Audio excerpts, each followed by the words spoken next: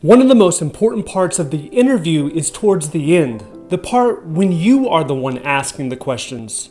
This can be a make or break moment. Let's talk about it. Why is it so important? Because this lets everyone know, including the hiring manager, that you're taking this serious. If you didn't care about the job, if you didn't want the job, then you wouldn't say anything at the end of the interview. When asked if you have any questions, you would just sit there and say no. And that sends a message that either you're willing to work anywhere so it doesn't matter, or you don't really care and you're trying to get the interview done as quick as possible. Alright, so the first question that you should ask is, who does this position report to? This is crucial. Do you not want to know who your future boss is going to be? Who you will be reporting to for the next 2 to 3 years? I'm sure you've had a bad boss, probably a horrible boss in the past. You know the one I'm talking about. The arrogant, the overbearing, the micromanager. Do you want to work for someone like that again? You don't have to. You need to identify who your supervisor will be during the interview. There are also times where the supervisor won't even be in the interview, and this should send up a red flag in itself. If you were the supervisor, wouldn't you want to know who's coming onto your team? Wouldn't you want to screen them to make sure they're a good fit? Okay, so the next thing that you should ask is, what will this position focus on during the first 6 months?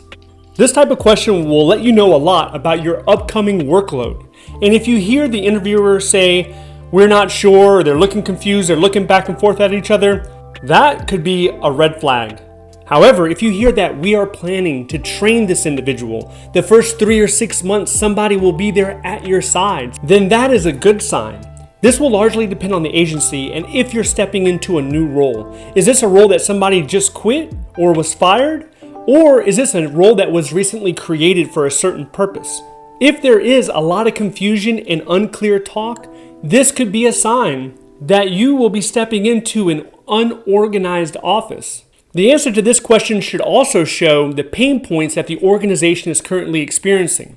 And the fact that you're asking this type of question, it shows you're the type of individual that's thinking ahead. If you didn't think ahead, you would not care. You wouldn't care what the position was doing 3 months from now, 6 months from now, or a year from now. You would just nod your head and sit there quietly. The next question is, can you describe the office culture? This type of question makes a lot of interviewers think. They're not necessarily expecting it. So they're scratching their head, they're looking back and forth at each other, they're trying to figure out the right words to describe their office culture. But you should really have an idea. Is this a newly formed team? Is it a high-paced setting? Is this a team that you want to be a part of? I started at a federal agency and they had a whole bunch of people that recently quit. So the team that I was coming into was a newly formed team. And because of that, we had to generate new local policies.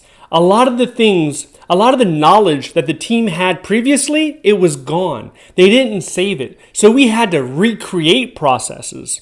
And that was challenging. Speaking of a government agency, if working for the government interests you, I created a small course down below that'll help you attain federal government employment. Link in the description. The next question is, what is your selection timeline for this position? The answer to this question will help adjust your expectations. Sometimes they will tell you they expect to make a decision by the end of the week. Other times they'll tell you HR's kind of overwhelmed. They're kind of falling behind, so it'll take 2 or 3 months for this to get through. And if it's one of those federal law enforcement agencies, it can take a lot longer than that. This type of question shows that you are interested and serious about getting the offer. Next is not a question, but it is a statement. You need to look them in the eyes and tell them, I want this job. There are many different ways where you can evaluate a candidate. You can evaluate them based on experience. You can evaluate them based on education, how well their resume looks, how confident they're speaking. But another component is, how passionate are they? Are they genuine? Do they really want to work there? When a person boldly makes this statement, it reaffirms their commitment to the job. During the interview, anything could have happened. You could have realized everyone there is incompatible with your personality and you might not want to work there. Remember that you're interviewing the agency as well. So when you make this statement towards the end, you're letting them know, despite everything that has gone on today, whether it's in the morning or the afternoon, despite this interview process, I am still committed and I still want the job. Now, if you're preparing for a government interview and you're struggling with stress and anxiety, that's normal. But if you want to know some ways to deal with that and help reduce that, I want you to watch this video next. If you would like to see more videos like this, please click like and subscribe. Thank you for watching, and I'll see you in the next one.